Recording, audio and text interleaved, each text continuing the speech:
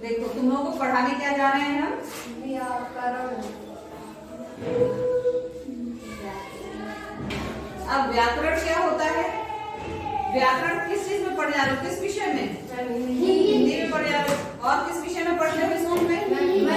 English में पढ़ते हो व्याकरण। तो अब तुमने देखा कि हिंदी में भी व्याकरण पढ़ते हो और इंग्लिश में भी ग्रामर पढ़ते हो। तो इससे क्या समझ में आया? इससे कुछ ऐसी बात समझ में आ रही है कि व्याकरण जो होता है वो किसी न किसी भाषा से जुड़ा होगा। हिंदी एक भाषा है, इंग्लिश भी एक भाषा है, तो इसका मतलब ये हुआ कि व्याकरण शायद भाषा से ही जुड़ा होता है। ठीक है, तो इसका मतलब क्या हुआ कि और जितनी भी भाषाएं हैं दुनिया में, हिंदी इंग्लिश को छोड़कर और जितनी भी भाषाएं, फ्रेंच, स्पेनिश और जर्मन या फिर और कोई भी लैंग्वेज विदेशी भाषा ले लो, सबके साथ व्याकरण जुड़ा होता है। ठीक, व्याकरण का संबंध होता है किसके साथ? भाषा। तो पहले भाषा है, उसके बाद ही व्याकरण आया ना। पहले भाषा है फिर व्याकरण आया। तो व्याकरण को समझने से पहले भाषा समझना जरूरी है, क्योंकि भाषा पहले है, व्याकरण उसके बाद है। तो भाषा क्या होती है? भाषा में कुछ बोल रही हूँ ना, इतनी देर से मैं कुछ बोल रही हूँ और वो तुमको समझ में आ रहा है? yes, मैं बोल रही हूँ और तुम लोग उसको कानों से सुन रहे हो। मैं बोल रही हूँ और तुम लोग सुनकर उसको समझ रहे हो। और मैं बोल कैसे रही हूँ? मैं बोल वही बातें रही हूँ जो मेरे दिमाग में आ रही है। या फिर कभी, ये तो अभी की बात होगी। और वैसे क्या होता है, जब हम लोग दुखी होते हैं या कोई कुछ गुस्से में हो या फिर बहुत खुश होते हैं, तो हम लोग जो बोलते हैं वो कहाँ से आता है? हमारे मन से आता है। मन में जो बातें आती हैं, मन मतलब दिल भी कह सकते हो। जो हमारे मन में और जो हमारे दिल में बातें आती है, उसको बोल के उस समय हम जो व्यक्त कर रहे होते हैं वो क्या होते हैं? वो भाव होते हैं।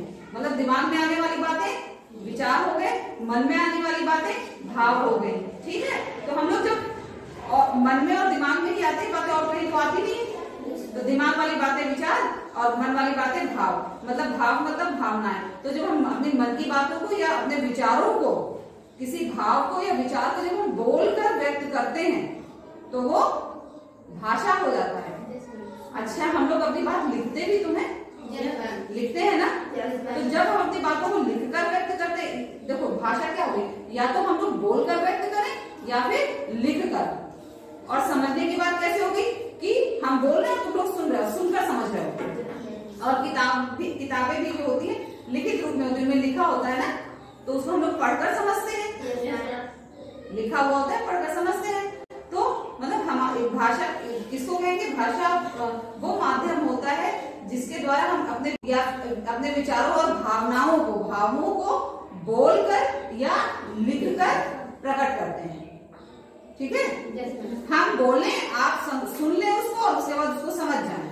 हम ऐसा तो कुछ नहीं कह रहे जो तुम्हें समझ में नहीं आ रहा समझ में ना। हाँ, तो यही भाषा है।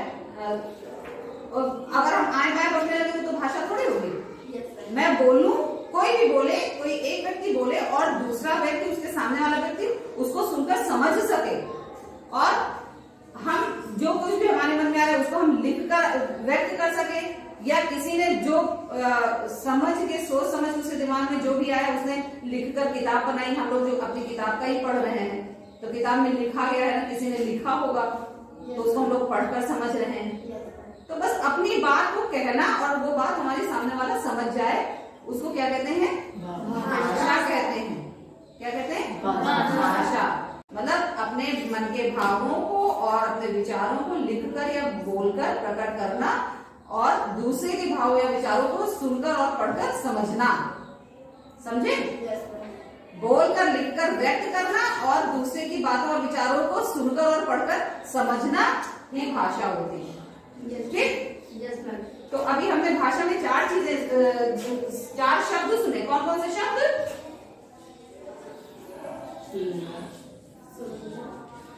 सुनना और बोलना, पढ़ना और लिखना। ठीक, ये चार बातें हमने कही। अब ये चारों कौशल होते हैं, भाषा के कौशल।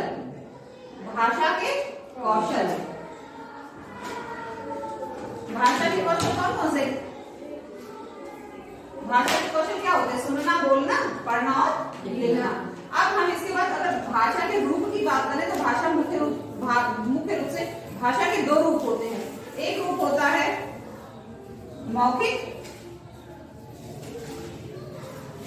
और दूसरा रूप होता है लिखित रूप होता है। तो भाषा का अगर हम कहें कि भाषा का मौखिक रूप क्या होता है, तो भाषा का मौखिक रूप वो होता है जो जब हम अपनी भावनाएं बोलकर प्रकट करते हैं, अपनी भावनाएं या विचार हम लोग बोलकर प्रकट करते हैं और दूसरों की बोली हुई बातों को सुनकर समझते हैं, तो वो क्या हो जाता है भाषा का मौखिक रूप।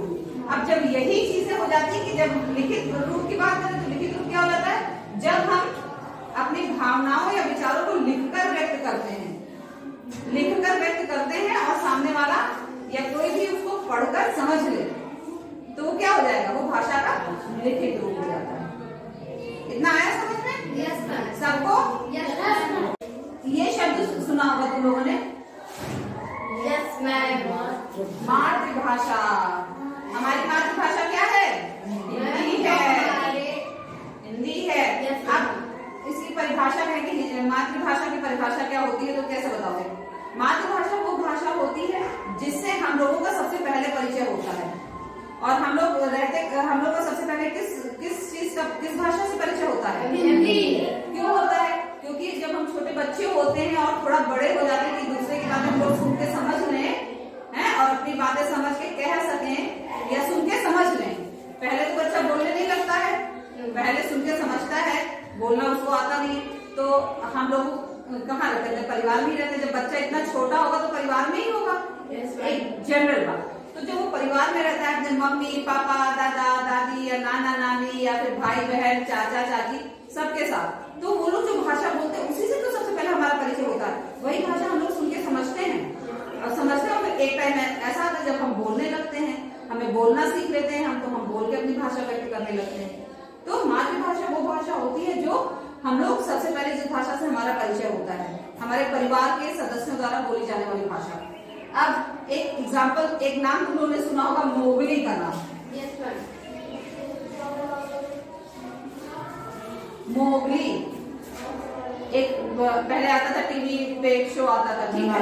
मोगली, हाँ, मोगली एक ऐसा बच्चा है जो कि वो बचपन में ही अपने माँ बाप से बिछड़ गया था। ये कैसे करके वो जंगल पहुंच गया था। कहाँ पहुंच गया था? जंगल। और जंगलों में वो पला है। जंगल में क्या होते हैं? जानवर होते हैं, पशु पक्षी होते हैं। वो पशु पक्षियों के बीच में रहा, वो अपने मम्मी पापा के साथ नहीं रहा। अपने मम्मी पापा के साथ रहता तो जिस देश का वो रहने वाला था शायद वो भाषा वो सबसे पहले उससे परिचय होता उसका, लेकिन वो जंगल में था। जंगल में पशु पक्षी रहते तो उसका सबसे पहले किस भाषा से परिचय हुआ? वहां के रहने वाले जानवर और जो पक्षी वगैरह जो भाषा बोलते थे उससे। सांप की भाषा है, शेर की भाषा, ये सारी भाषाएं उसने पहले सुनी, उनसे उसका परिचय हुआ और शायद वो फिर बाद में उन्हीं की भाषा में बात भी करने लगा। वो लोग जैसे बोलते थे वैसे ही बोलता था। भाई जब उसने हिंदी या कोई दूसरी लैंग्वेज सुनी नहीं तो कैसे जानेगा? नहीं जानेगा ना। तो इसकी मातृभाषा वही होगी, जंगलों वाली, समझे? तो कोई बघीरा नाम का कौन था, उसने इसका पालन पोषण किया था ना, तो बघीरा की भाषा समझता था मोगली। तो मातृभाषा समझ के, मातृभाषा वो भाषा होती है जो हमारे परिवार के सदस्यों द्वारा बोली जाती है और जिस भाषा से हमारा सबसे पहले परिचय होता है। और मातृभाषा के बाद दूसरी भाषा आती है राजभाषा।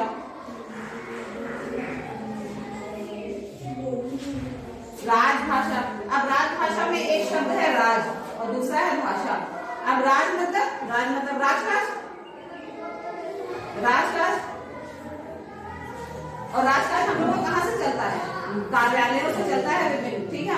हमारे पैसे का कोई लेन देन हो कुछ भी हो तो कार्यालयों में होता है, और पोस्ट ऑफिस से भी हम लोग अपना काम करते हैं। मतलब कामकाज की भाषा, जो कौन से कामकाज की भाषा? जो ऑफिसेस है, कार्यालय है, ठीक है? अलग अलग जो कार्यालय, उन ऑफिसेस में जो भाषा प्रयोग की जाती है वही हमारी राजभाषा होती है।